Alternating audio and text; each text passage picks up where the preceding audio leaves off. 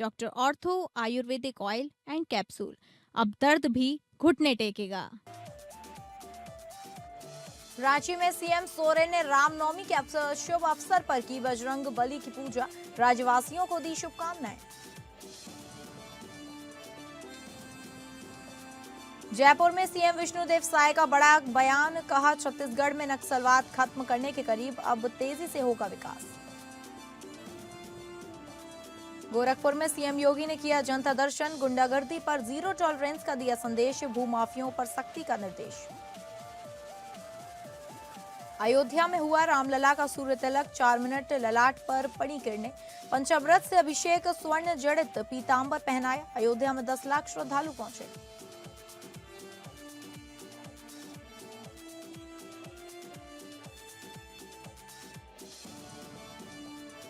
नमस्कार, आप सभी का स्वागत है और मैं हूं आपके साथ अंकिता सिंह। स्टेट लाइव की शुरुआत करेंगे जहां रामनवमी के शुभ अवसर पर आज रांची समेत पूरा झारखंड राममय है। वहीं रांची समेत कई जिलों में विभिन्न स्थानों पर भव्य शोभा यात्रा का आयोजन किया जा रहा है। इसी बीच श्री राम जन्मोत्सव को लेकर पूरे हर्षोल्लास के साथ मुख्यमंत्री हेमंत सोरेन ने मंदिर पहुंचकर बजरंगबली की पूजा अर्चना भी की। इस दौरान उनकी पत्नी कल्पना सोरेन भी उनके साथ आरती करती नजर आई। साथ ही मुख्यमंत्री ने रांची के राम जानकी तपोवन मंदिर में मंगल कामना करने के बाद राज्यवासियों को रामनवमी की शुभकामनाएं देते हुए ये कहा कि भगवान श्री राम हम सभी के आदर्श हैं और ये पर्व हमारी आपसी एकता, बंधुत्व और सौहार्द को दर्शाता है।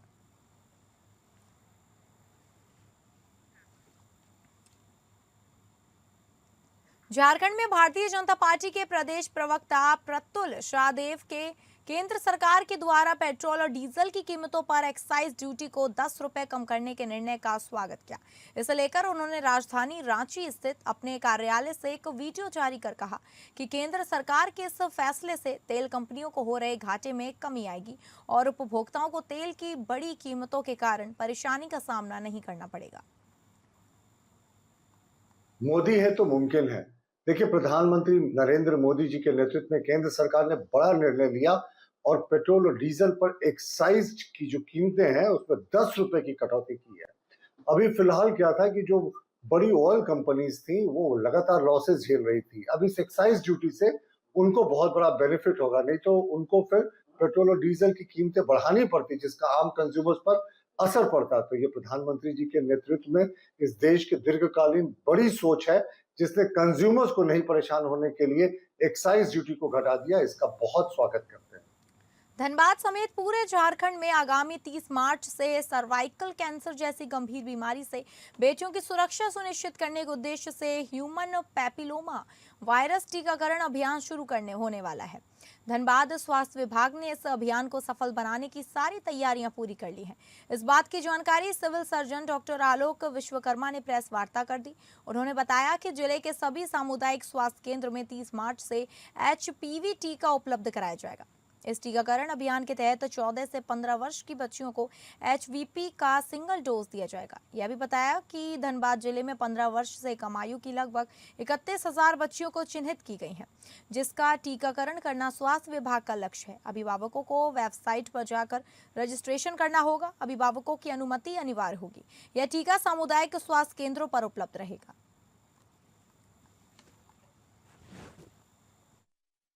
कार्यक्रम था, हमने एक प्रेस ब्रीफिंग रखा था ताकि लोगों को जागरूक किया जा सके। हमारे यहाँ 30 तारीख को एक नया वैक्सीन लॉन्च हो रहा है। बहुत इम्पॉर्टेंट है, बहुत कॉस्टली है और बहुत इम्पॉर्टेंट इसलिए मैं कहूँगा कि जो भारतवर्ष में हमारा प्रिवेलेंस रेट है वो सर्वाइकल कैंसर से ये बचाने का एकमात्र ये वैक्सीनेशन ही उपाय है। कैंसर का अभी तक तो कोई ऐसा वैक्सीन नहीं निकला कि कैंसर से हम किसी को बचा सकें। सर्वाइकल कैंसर से बचाने का ही यही एकमात्र उपाय निकला है। इसलिए हम लोग इसको 30 तारीख से जन साधारण के लिए बिल्कुल मुफ्त सिंगल डोज में अवेलेबल करा रहे हैं। ये आपके बाएं बांह में ये पड़ेगा, इंट्रामस्कुलर है और जिस तरह से सभी वैक्सीनों में थोड़ा बहुत साइड इफेक्ट होता है, इसका कोई साइड इफेक्ट नहीं है। झारखंड उच्च न्यायालय ने होमगार्ड भर्ती बहाली दौड़ परीक्षा पर रोक लगाते हुए यह फैसला सुनाया है कि अदालत की अनुमति के बिना इस संबंध में किसी भी अंतिम परीक्षा परिणाम को जारी नहीं किया जाएगा। झारखंड हाईकोर्ट के न्यायमूर्ति आनंदा सेन की अदालत ने यह आदेश पारित किया है। जानकारी के मुताबिक होमगार्ड के अभ्यर्थी सिकेंद्र मुर्मू बनाम झारखंड राज्य एवं अन्य मामले की सुनवाई हुई, जिसके बाद कोर्ट ने इस मामले पर अपना निर्देश राज्य सरकार को सुनाया। इस मामले की सुनवाई करते हुए अदालत ने साफ तौर पर यह कहा कि इस मामले में फाइनल रिजल्ट तब तक प्रकाशित नहीं किए जाएंगे जब तक कोर्ट से इसकी अनुमति नहीं मिल जाती है।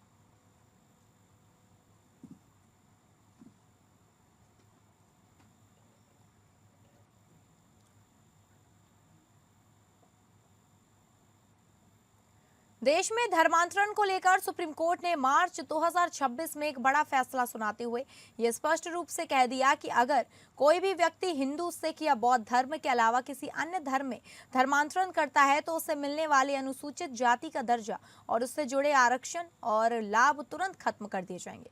हमारी संवाददाता तृप्ति सिंह ने सत्ता दल झामुमो के केंद्रीय प्रवक्ता मनोज पांडे और विपक्षी दल भाजपा के मुख्य सचेतक एवं हटिया विधायक नवीन जायसवाल से प्रतिक्रियाएं ली हैं। माननीय सर्वोच्च न्यायालय की तरफ से एक बड़ा फैसला आया है धर्मांतरण को लेकर, आरक्षण खत्म होने को लेकर। इस मुद्दे पर प्रतिक्रिया जानेंगे हम। रांची के विधायक, हटिया विधायक यहाँ पर हमारे बीच हैं, नवीन जायसवाल जो भाजपा की मुख्य सचेतक भी हैं। क्या उनकी प्रतिक्रिया है तो जानेंगे। क्या देखिए, माननीय उच्चतम न्यायालय ने जो आदेश दिया है, ये संविधान जो 1950 में बना और उसी निहित हम लोग सभी जानते भी हैं कि कोई अगर अपने जाति से दूसरे धर्म को परिवर्तन करता है तो उसकी जो आरक्षण की सीमा है वो खत्म होती है। तो उसी को माननीय उच्चतम न्यायालय ने किया है। राज्य सरकार, केंद्र सरकार को इस पर ध्यान देना चाहिए कि जो जिस कैटेगरी में है उसी का आरक्षण का लाभ ले, ताकि किसी का हक अधिकार का हनन नहीं हो। झारखंड में ऐसा होता है कि जमीन को लेकर धर्मांतरण करके फायदा उठाया जाता है, एसटी जमीन को लेकर। देखिए, इसमें सरकार को गंभीर होना चाहिए और जिस धर्म के जो हैं अपना धर्म चेंज करते हैं, तो जाति में अगर मान लीजिए कि मैं हिंदू धर्म से हूँ और अगर मैं दूसरे धर्म में एसटी में बन जाता हूँ या क्रिश्चियन धर्म अपना लेता हूँ तो मुझे क्रिश्चियन धर्म का फायदा नहीं मिलेगा। बहुत बहुत शुक्रिया। तो सुना आपने, भाजपा की मुख्य सचेतक नवीन जायसवाल ने माननीय सर्वोच्च न्यायालय की तरफ से आए फैसले पर, धर्मांतरण को लेकर आए आदेश पर अपनी प्रतिक्रिया व्यक्त की है और केंद्र और झारखंड सरकार को लेकर भी उन्होंने अपनी बात रखी। उन्होंने कहा इस पर चिंतन करने की जरूरत है, राज्य सरकार को झारखंड के परिप्रेक्ष्य में किस तरीके का इसका असर होगा, इस पर भी उन्होंने बताया। फिलहाल हमारे सहयोगी दीपक के साथ APN न्यूज से मैं तृप्ति, रांची से। नमस्कार। तो BURPN वहीं असम चुनाव में JMM की तैयारी पर भी मनोज पांडे से भी बात की। माननीय सर्वोच्च न्यायालय की तरफ से एक बड़ा फैसला आया है उन लोगों के लिए जो धर्मांतरण कर आरक्षण को लेकर फायदा उठाते हैं। और सुप्रीम कोर्ट ने जो फैसला दिया है उसके तहत अब जो आरक्षण का फायदा उठाते हैं ये भी सोचनी पड़ेगी। झारखंड के परिप्रेक्ष्य में वो फैसला धर्मांतरण को लेकर जो आया है वो क्या होगा, झारखंड के परिप्रेक्ष्य में किस तरीके का असर होगा, इस कड़ी में बात करने के लिए हमारे बीच है इस वक्त JMM के केंद्रीय प्रवक्ता मनोज यहाँ पर मनोज पांडे जी। आइए जानते हैं इनसे क्या कहना है। देखिए, सर्वोच्च न्यायालय तो सर्वोच्च है, सुप्रीम ऑर्डर है, लेकिन उस आदेश में क्या कुछ लिखा है और उसकी समीक्षा किस तरह से की जाएगी, अभी पार्टी के समक्ष वो आदेश नहीं आया है। तो इस पर पार्टी विचार करेगी पूरा अध्ययन करने के पश्चात कि इसके क्या फलाफल निकलेंगे, क्या सामाजिक प्रभाव पड़ेगा, कितना उचित है, क्या कुछ इसका परिणाम आएंगे। तो ये अभी पार्टी इस पर कोई विस्तृत जानकारी भी हम लोगों को नहीं है। तो झारखंड मुक्ति मोर्चा पार्टी का जो निर्देश होगा उसे पालन किया जाएगा। बंगाल और असम चुनाव को लेकर जो है सो तमाम जानकारियां देते नजर आए हैं। पार्टी की रणनीति और फैसलों पर क्या तैयारियां हैं उन्होंने मनोज पांडे ने बताया यहाँ पर। इसके साथ ही आपको बताना चाहेंगे हमारी इस खास रिपोर्ट में सुप्रीम कोर्ट माननीय सर्वोच्च न्यायालय की तरफ से आदेश को लेकर भी प्रतिक्रिया देते हुए JMM के केंद्रीय प्रवक्ता नजर आए। फिलहाल हमारे सहयोगी दीपक के साथ APN न्यूज से मैं तृप्ति, रांची से। नमस्कार। गढ़वा जिले के रमकंजा प्रखंड में रामनवमी के अवसर पर निकाले जा रहे जुलूस के दौरान अचानक स्थिति तनावपूर्ण हो गई। जानकारी के अनुसार अष्टमी के दिन निकाले गए जुलूस को कोहा खो शिव चबूतरा के पास कुछ लोगों द्वारा आगे बढ़ने से रोक दिया गया। देखते ही देखते दोनों पक्षों के बीच विवाद बढ़ गया और जुलूस पर पथराव शुरू हो गया। घटना के दौरान अफरा तफरी मच गई। माहौल बिगड़ता देख मौके पर तैनात पुलिस बल ने स्थिति को नियंत्रित करने के लिए 3 आंसू गैस के गोले दागे। इसके बाद भीड़ को तितर बितर किया गया।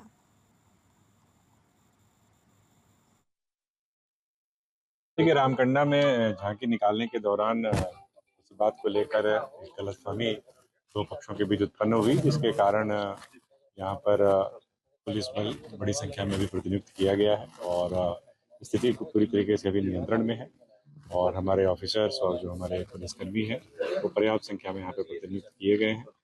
इस दौरान भीड़ जो थोड़ी उग्र हो रही थी उसको नियंत्रण में लाने के लिए हल्के बल का प्रयोग किया गया और अभी के समय में स्थिति नियंत्रण में है। बोकारो में एक फिल्मी अंदाज में हुई लूट की वारदात का पुलिस ने महज 12 घंटे के भीतर खुलासा किया। चास के कुंवर सिंह कॉलोनी निवासी के साथ यह घटना उस वक्त हुई जब वे बालीटी थाना क्षेत्र के कुर्मी टी से लोन वसूली कर लौट रहे थे। रास्ते में आरपीएफ बैरक के पास 3 अपराधियों ने बाइक से आकर उन्हें घेर लिया। पहले मारपीट की, फिर पर्स, मोबाइल, 2000 रुपए नकद और उनकी मोटरसाइकिल लूट ली। पुलिस की सटीक रणनीति के आगे अपराधी ज्यादा देर टिक नहीं सके और 12 घंटे के भीतर तीनों को दबोच लिया गया और उसको लेकर करके मोटरसाइकिल छीन कर करके मारपीट कर करके लोग भाग गया हो।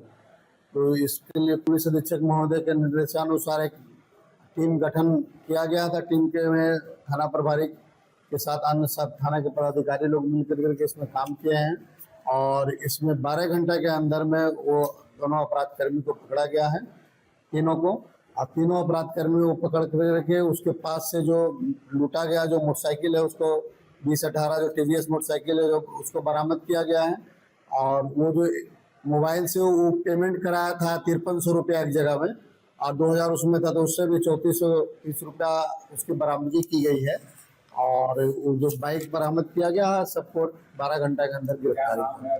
राजधानी रांची में पिछले 15 दिनों के भीतर डकैती और गृह भेदन से जुड़े मामले के खिलाफ ग्रामीण एसपी के नेतृत्व में बड़ी कार्रवाई को अंजाम दिया गया, जिसके तहत इन अपराधों में संलिप्त कुल 9 लोगों की गिरफ्तारी कर एसपी प्रवीण पुष्कर ने खुलासे किए। हालांकि डकैती के कांड में शामिल अन्य आरोपियों की तलाश अभी भी जारी है।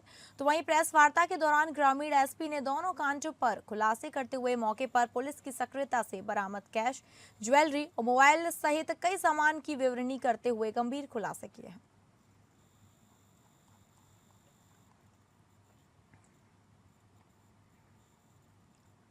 रामनवमी के विशेष अवसर के बीच रांची में जहां शोभा यात्रा की भव्य तैयारियां हुई हैं, वहीं दूसरी तरफ रांची के हरमू मैदान में दिव्य ज्योति जागृति संस्थान द्वारा शिव महापुराण कथा यज्ञ का भव्य आयोजन किया गया। 22 मैच से कलश यात्रा के साथ शुरू हुई इस महोत्सव में रामनवमी के दिन भी श्रद्धालुओं की भीड़ उमड़ पड़ी। ऐसे में एपीएन की टीम ने कार्यक्रम स्थल पहुंचकर पूरे आयोजन का जायजा लिया, जहां कई युवा श्रद्धालुओं द्वारा निःशुल्क सेवा दिया जा रहा था। इस वक्त हम राजधानी रांची के हरमू मैदान पहुंचे हैं, जहां पर 22 तारीख से आज भी लगातार जो यहाँ पर कथा का आयोजन किया गया है, शिव महापुराण कथा व्यास, जहाँ पर डॉक्टर सर्वेश्वर महाराज जो है कथा व्यास के तौर पर आए हुए हैं। भव्य इस आयोजन में हजारों की संख्या में लोग पहुंचते नजर आए हैं। कलश यात्रा के साथ 22 तारीख को इस कार्यक्रम की शुरुआत हुई। आज यहाँ पर रामनवमी से ठीक पहले इस कार्यक्रम के मौके पर मौजूद जो मनोज कुमार पंकज जी है, उनसे जानेंगे इस कार्यक्रम के बारे में, कुछ खास जानकारियां देंगे। क्या कहेंगे इस कार्यक्रम पर? ऐसा है, दिव्य ज्योति जागृति संस्थान एक विशुद्ध आध्यात्मिक संस्था है और ये लगभग पिछले 4 दशक से सर्वश्री आशुतोष महाराज जी जो इसके संस्थापक और संचालक हैं और हम सबके गुरु भी हैं, उनकी कृपा से पूरे विश्व में सनातन की स्थापना के लिए, सनातन के विकास के लिए और लोगों के उत्थान के लिए आशुतोष जी महाराज का एक उद्घोष है, विश्व में क्रांति ब्रह्म ज्ञान के द्वारा, मानव में शांति ब्रह्म ज्ञान के द्वारा आएगी। और इसी उद्देश्य से आज हरमू मैदान रांची में 22 से 28 मार्च तक 7 दिन का शिव महापुराण का आयोजन किया गया, क्योंकि हम लोगों की जानकारी में शायद पहली बार रांची में इतना विशाल महाशिव कथा का आयोजन हो रहा है। बिना किसी पेमेंट के अपने स्वेच्छा से यहाँ पर जो यंग वॉलंटियर्स नजर आए उनसे भी हमने बातचीत की है और किस तरीके से सनातन धर्म को लेकर समाज में आस्था के प्रति लोग जागरूक हो, इसे लेकर ये निस्वार्थ सेवा दे रहे हैं। इस कार्यक्रम के भव्य नजारे हमने आपको दिखाए। फिलहाल हमारे सहयोगी दीपक के साथ एपीएन से मैं राज्य से नमस्कार। खबरों के सिलसिले में आगे बढ़ेंगे और बात करेंगे छत्तीसगढ़ की खबरों का रुख करके, जहां जयपुर दौरे पर पहुंचे छत्तीसगढ़ के मुख्यमंत्री विष्णुदेव साय ने कांग्रेस पर जमकर निशाना साधा। नक्सलवाद से लेकर मिडिल ईस्ट के हालात तक उन्होंने कई बड़े मुद्दों पर अपनी बात रखी। 2 दिवसीय जयपुर प्रवास के दौरान मुख्यमंत्री विष्णुदेव साय ने कांग्रेस के उस सवाल पर पलटवार किया जिसमें केंद्र से राशि मांगे जाने की बात कही गई थी। सीएम विष्णुदेव साय ने कहा, कांग्रेस को पिछले 5 साल मौका मिला, लेकिन उन्होंने नक्सलवाद को छत्तीसगढ़ में फलने फूलने दिया। आज वे किस मुंह से सवाल कर रहे हैं? हमारी सरकार ने सिर्फ 2 साल में ही नक्सलवाद को जड़ से खत्म करने की दिशा में काम किया है और हम इसे समाप्त करने के कगार पर हैं। सीएम साय ने मिडिल ईस्ट में जारी तनाव को लेकर भी प्रतिक्रिया दी है और केंद्र सरकार की तैयारियों पर भरोसा जताया। सीएम विष्णुदेव साय ने कहा, भारत सरकार अपने देश की जनता का पूरा ध्यान रख रही है। देखिए, ज़्यादा अफवाह फैलाई जा रही है। इस तरह से सबको मालूम है कि हमारे देश के यशस्वी प्रधानमंत्री के नेतृत्व में विदेश नीति अच्छी है और जो भी पेट्रोलियम पदार्थ है, गैस है, चाहे डीजल पेट्रोल है, उसके आयात में कोई कमी नहीं हो रही है और थोड़ी बहुत परेशानी हो सकती है, लेकिन ज़्यादा किल्लत यहाँ नहीं रही। पूरे देश की जनता का विश्वास भारतीय जनता पार्टी के ऊपर में बढ़ा है, इसलिए लगातार तीसरी बार केंद्र में मोदी जी के नेतृत्व में सरकार है और देश के अधिकांश प्रदेशों में भारतीय जनता पार्टी की सरकार है और एनडीए की सरकार है और इस बात का प्रमाण है कि भारतीय जनता पार्टी तोड़ने का नहीं, जोड़ने का काम करती है। खेलो इंडिया ट्राइबल गेम्स के तहत रायपुर में आयोजित प्रतियोगिताओं में उप मुख्यमंत्री अरुण साव पहुंचे, जहां उन्होंने खिलाड़ियों से मुलाकात कर उनका उत्साह बढ़ाया।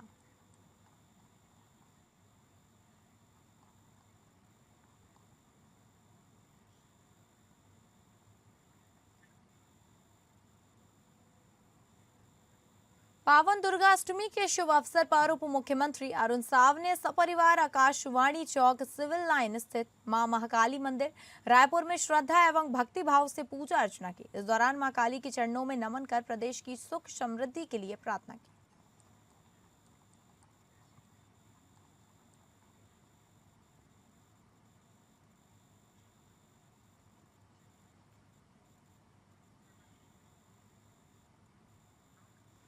उप मुख्यमंत्री विजय शर्मा ने गुरुवार को दंतेवाड़ा स्थित पुनर्वास केंद्र का निरीक्षण कर पुनर्वासित युवाओं से आत्मीय संवाद किया। इस दौरान उन्होंने युवाओं को इलेक्ट्रिकल टूल किट एवं वेलकम किट का वितरण किया। नवरात्रि के अंतिम दिन उप मुख्यमंत्री श्री शर्मा ने दंतेवाड़ा पहुंचकर उन्होंने मां दंतेश्वरी मंदिर में पूजा अर्चना कर प्रदेश की खुशहाली की कामना की।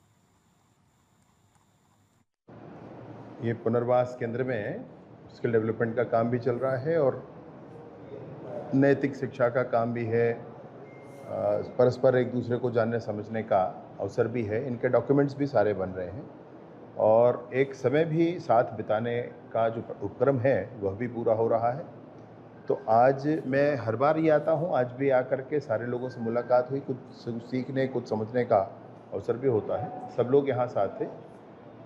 मैं ये देख रहा हूँ कि सबने मिल कर के और काफ़ी अच्छी व्यवस्था यहाँ पर रखी है। सिलाई मशीनें अलग हैं, उस पर भी काम चल रहा है और दूसरे भी विषय हैं। सबके मन में गांव जाकर खेती करने का भाव है, तो उस पर भी अब आगे काम करके खेती करने के साथ साथ उसको वैल्यू एडिशन कैसे किया जा सके उस पर भी काम करेंगे।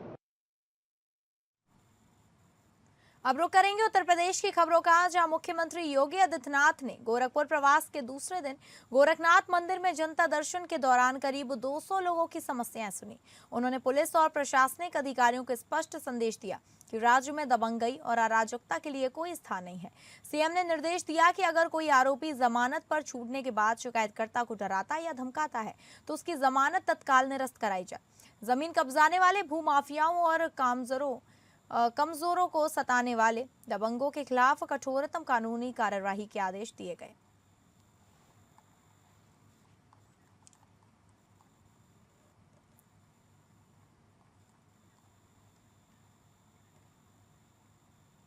अयोध्या में रामनवमी पर शुक्रवार दोपहर 12 बजे अभिजीत मुहूर्त में रामलला का सूर्य तिलक हुआ। 9 मिनट तक भगवान के ललाट पर नीली किरणें पड़ी। प्राण प्रतिष्ठा के बाद रामलला का यह दूसरा सूर्य तिलक है। पीएम मोदी ने टीवी पर इसे लाइव देखा। सूर्य तिलक के साथ ही रामलला का जन्म हो गया। इस दौरान 14 पुजारी गर्भगृह में मौजूद रहे। उन्होंने विशेष पूजा और आरती की। सूर्य तिलक के बाद कुछ देर के लिए मंदिर के पट बंद कर दिए गए। रामलला को 56 तरह के व्यंजन का भोग लगाया गया। सूर्य तिलक के लिए अष्ट धातु के 20 पाइप से 65 फीट लंबा सिस्टम बनाया गया। 4 लेंस और 4 मिरर के जरिए गर्भगृह तक रामलला के मस्तक पर किरणें पहुंचाई गई।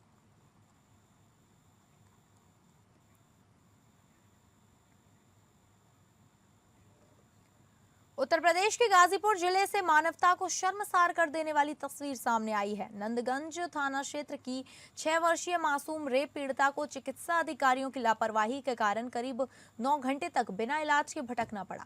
दोपहर 2 बजे अस्पताल पहुंची पीड़िता को रात 11 बजे तक केवल मेडिको लीगल और रेफरल के नाम पर एक विभाग से दूसरे विभाग टहलाया गया। महिला अस्पताल से पीड़िता को ट्रामा सेंटर भेजा गया, जहां वहां भी डॉक्टरों ने तत्काल उपचार शुरू नहीं किया। डॉक्टरों के इस टालमोल से नाराज परिजनों और स्थानीय लोगों ने अस्पताल परिसर में ही धरना प्रदर्शन शुरू कर दिया। में थाना नंदगंज क्षेत्र में आज शाम को 5 बजे एक 6 वर्षीय बच्चे के साथ दुराचार की सूचना प्राप्त हुई। जानकारी में आया है कि उसी के सजाती एक बालक द्वारा यह घटना कारित की गई है। बालक भी माइनर है। प्रकरण में तत्काल बच्ची को चिकित्सीय परीक्षण के लिए भिजवा दिया गया। अभियोग पंजीकृत कर लिया गया। प्रकरण में अग्रेतर कार्रवाई की जाए। तो फिलहाल स्टेट लाइव में बस इतना ही। नमस्कार।